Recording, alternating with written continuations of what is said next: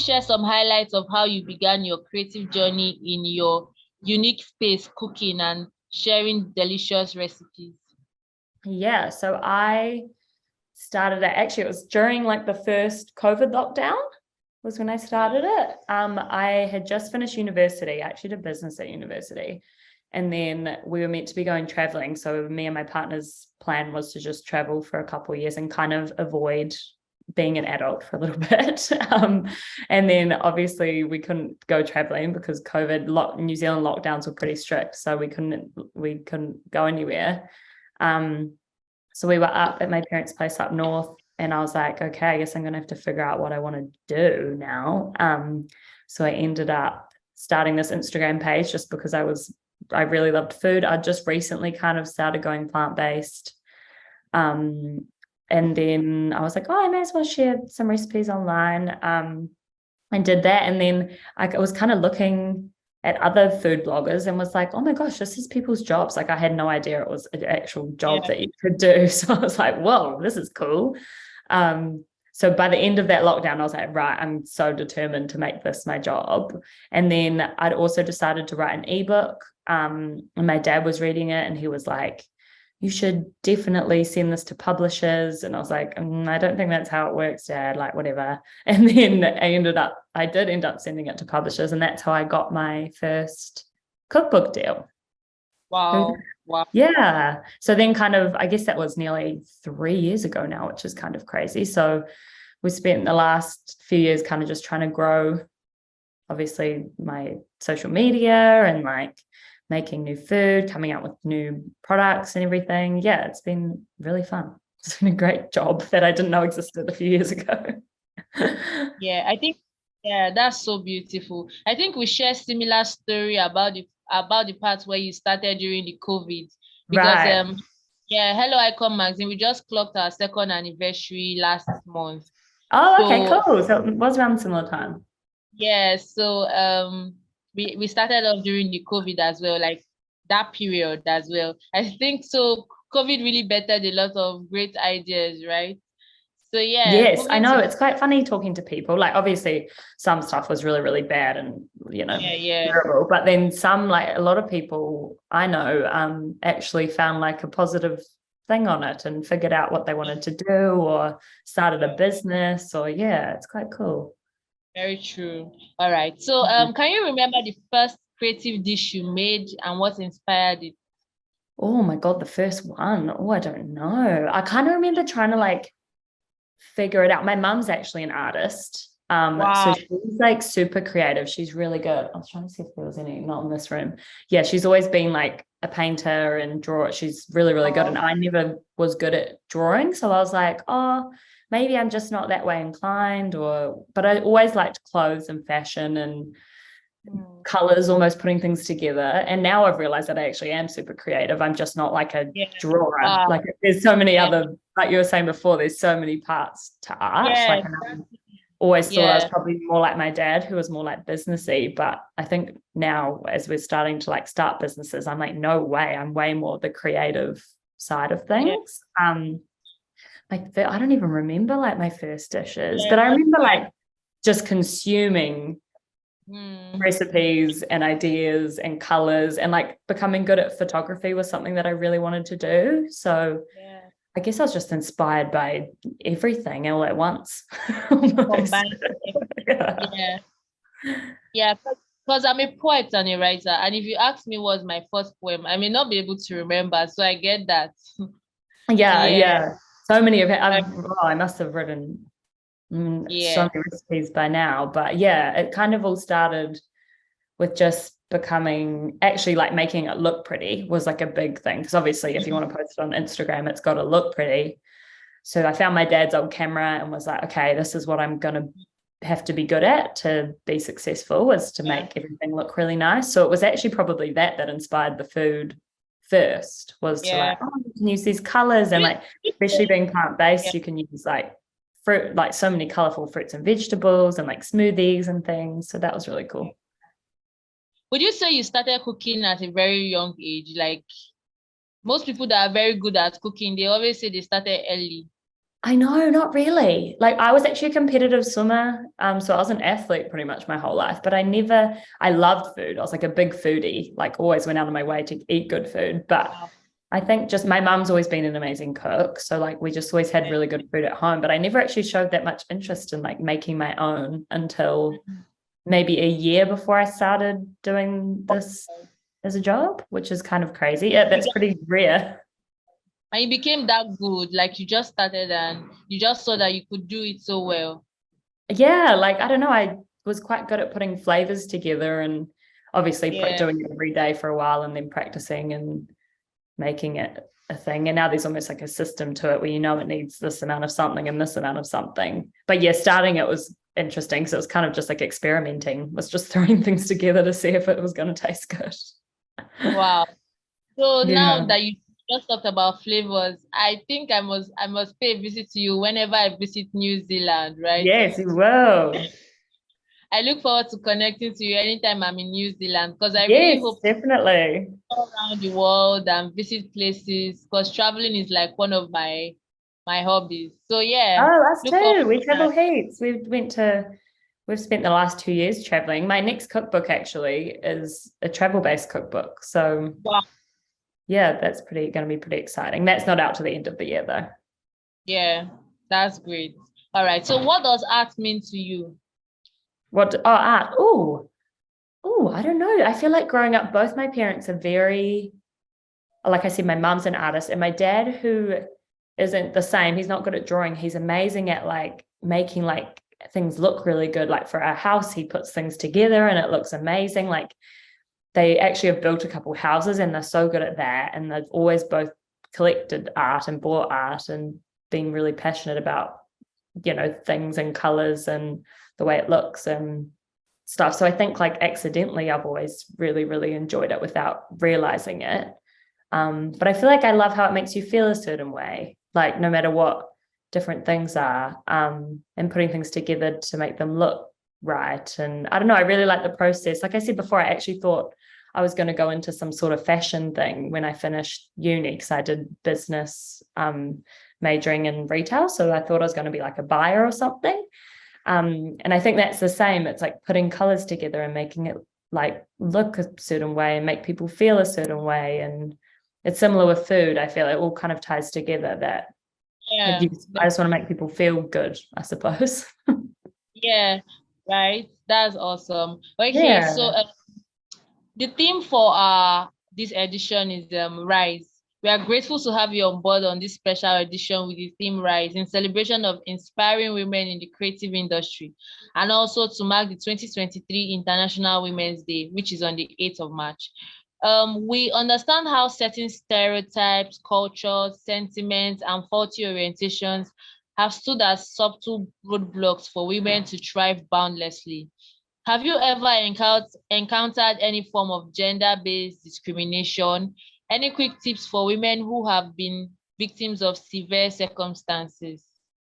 Yeah, that's actually something that it's quite funny. You're younger and you Yeah, don't really realize it happens. Like I was like, no, maybe that just doesn't happen as much where I am. Like you see things on, movies and whatever. And I was like, no, but the older I get, the more it's kind of just slowly. I've never had anything like really, yeah, bad happen. But there's little things like at meetings when you're in different things and they kind of make you feel like I've had a meeting where I went to and kind of made me feel like even though the other person was in the wrong, they were making me feel like I was wrong because I was like a young little girl or whatever, like, so I've had a lot of circumstances like that where it's like, oh, actually, that didn't make me feel that good. That didn't feel like the right thing. And I was like, oh, it's because I'm a young girl. Like I have to put two and two together because when you're younger, you don't even realize it really, yeah, you're just living your life or going to school or whatever.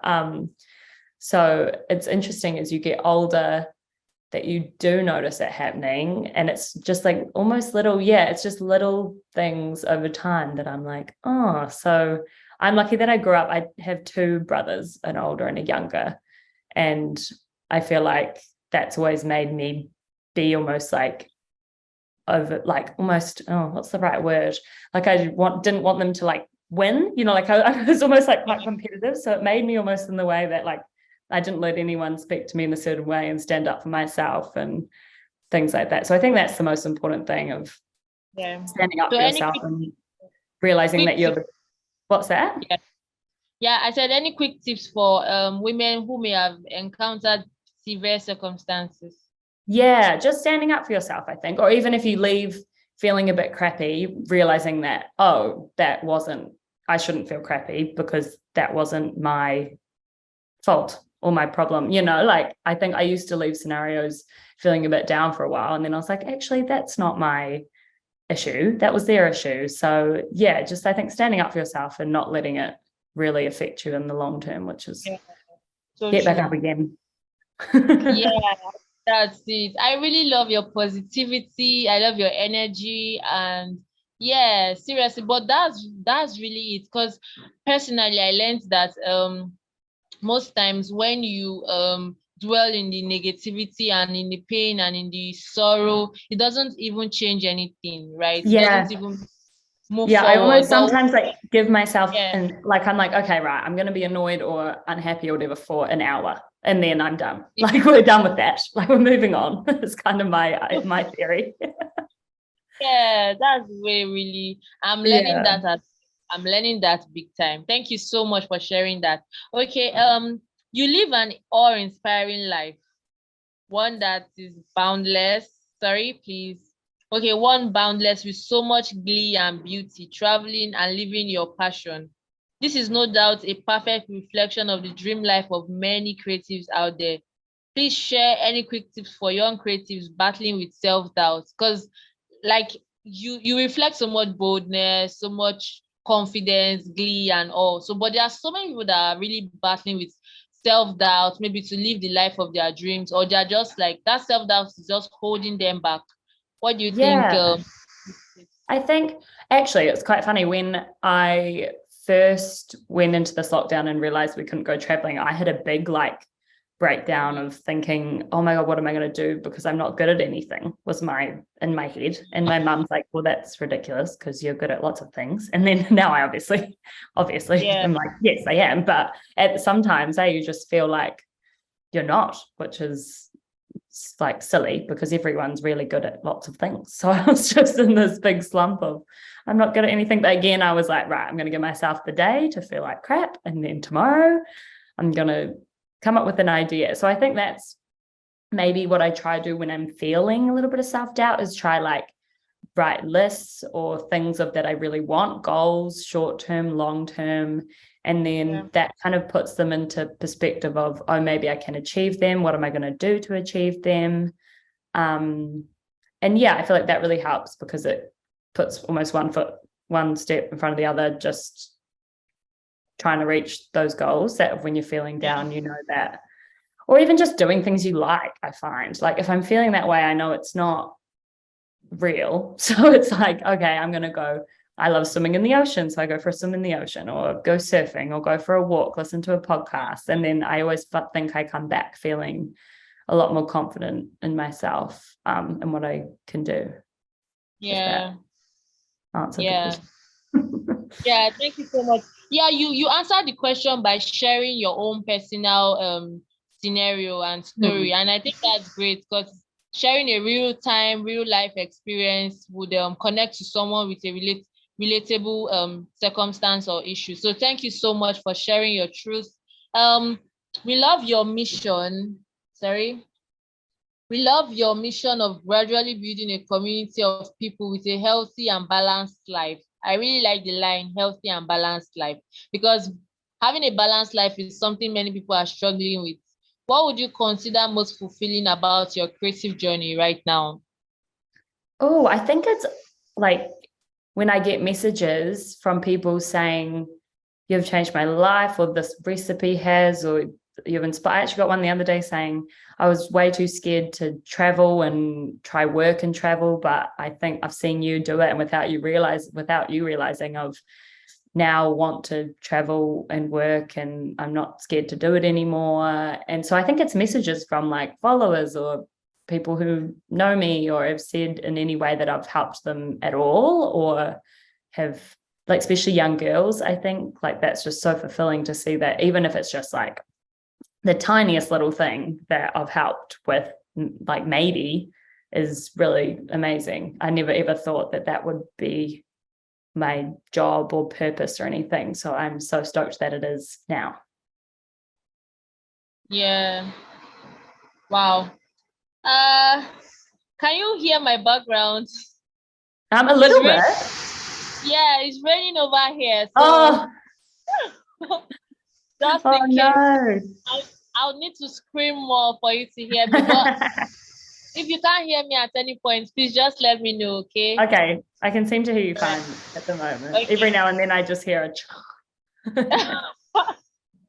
All right. Do you feel creatives in developed countries are at advantage than those in developing countries? What was that? Sorry? Do you feel creatives in developed countries are at advantage than those in developing countries? Oh, I don't know. I've never been asked that question before. I've traveled to so many different countries, and I mean, maybe the advantage of the fact of resources, but I don't think creativity wise at all. Like we were in Vietnam last year, and there was this guy making these like most incredible, they were almost like sculptures out of toothpicks. And they were just these tiny little things that piled up together. And I was just like, what? Like these things are insane. And traveling to these places, I realized how actually creative everyone is. It's really, really impressive. So I think maybe resources wise, like, yes, but I think like actual creativity in your brain, like, no, if that's a way of saying it. Not really good at saying it. I agree with you. Yeah. Yeah. Okay, so we understand balancing work time, rest time is a struggle for many creatives. Please, can you share a few tips on how to balance work time, rest time, and family time? Yes, that's something that I try to do well. Yeah. My dad's actually always, so my dad's always been a super like busy business guy, but he has been epic my whole life. He would come on every single school camp. He would do everything with us on the weekends. He turns off his phone as soon as he gets home. He's like made it a thing that he always does, is to be like present with family. And the older I get, the more I realize that that's really the most important thing you can do around your family and friends, and be present, especially when your job's online. It's quite hard to sometimes like clock off of the social media and stuff when that's my job, because it's also like people, you know, scrolling is sometimes just fun. So it's like I gotta set times for like work and life. And I guess, yeah, I usually have set hours in the day where I commit to doing something, and then ones where I can hours in the day where I just commit to being present with my friends and family. And I think that's almost just something that you learn as you get older. You realize that that's the most important thing that you can do, and finding that balance. I think it takes a bit of like practice makes perfect type thing, and figuring out what works best for you. But yeah, I love like family time and doing activities with everyone, and like surfing in the morning or things like that. So I do try to prioritize more of that now, even though it's hard. Sometimes you just desperately want to keep working, or there's always another thing you can do, I find. So if there's always something you can do it tomorrow. Prioritize it. Yeah. I think one thing I learned from what you said now is that we prioritize, like put it into priority, because once you prioritize it, then you'll always have time for what you prioritize. Yes, exactly. That's the way of saying Very true. All right. What does success mean to you? What's that? What does success mean to you? Oh, I feel like it changes over time. I really used to, I actually listened to this podcast the other day, and it was saying if your only goal, like let's say, is to have like 200,000 followers, and that's all you want, that's the only goal not the only goal, but that's one of your goals that you have, and you finally achieve it, but you've spent the last 5 years like being completely miserable, then like I wouldn't really call that success, because you've just been miserable, like having a bad time while trying to reach these business goals. So I think success is almost like along the way, making it be fulfilling and making yourself feel good and love what you do, so that the end product that you would deem as success is actually successful. Because if you're just having a bad time along the way, it's not really going to be successful in your life. So I think that's something I've learned recently, is that you're always going to have things in life that people deem successful. But myself, I think it's, almost like living a fulfilled, happy life, as well as, like I think is the most important thing you can do. Yeah, very true. Because some people may have like all the wealth and may not be happy, and some people may not have the money and they're struggling. So it's just like a combination of fulfillment in the end of the day. Yeah. And then that might come along with it if you feel a certain way. I think it's a funny one of what society deems as successful versus is probably what is actually successful. And it depends on the individual as well, because fulfillment, different things make us fulfilled. Very true. Yeah, definitely. Yeah. All right. So please briefly tell us what we may not know about Kelsi Boocock. Ooh, a few things. Well, I grew up in New Zealand. I actually lived in Fiji for a bit when I was younger, which is a bit of a fun fact. I was a competitive swimmer for like 10 years of my life. Yeah, so I was getting up in the morning at 4:30 every morning to train 10 times a week, which is ridiculous. But it did mean I got to travel the world and compete, so that was pretty cool.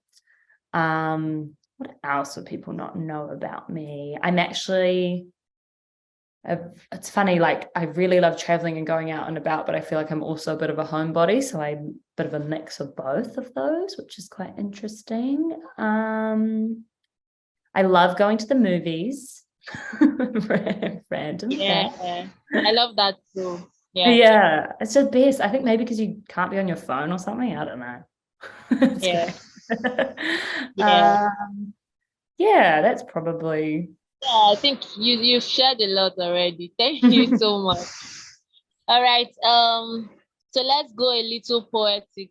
This is the last but not the least question, and I enjoyed all my time with you. Yes, you too. This has been such a nice chat. I've never been asked a lot of these questions before, so it's really nice. It's making me think. Yeah, you did great. Trust me, you did so great. Oh, thanks. All right. Okay, so let's go a little poetic. If poetry is a rainbow and you have a choice to make just one color on that palette, what would that color be? Ooh. So indirectly, I'm just saying, what's your favorite color on the rainbow? But in a fancy way. Yeah. Oh, I always change my favorite colors. I'm into green at the moment, actually. Okay. Okay, so you're going with green. Let's go with green. All right. And why though? Any reason? I don't know. I'm really liking that khaki green at the moment. I'm not even sure if there's any reason. Maybe actually there's been heaps of rain here in New Zealand, like actually a crazy amount of rain, and everything is looking very green outside. So maybe that's it. Yeah.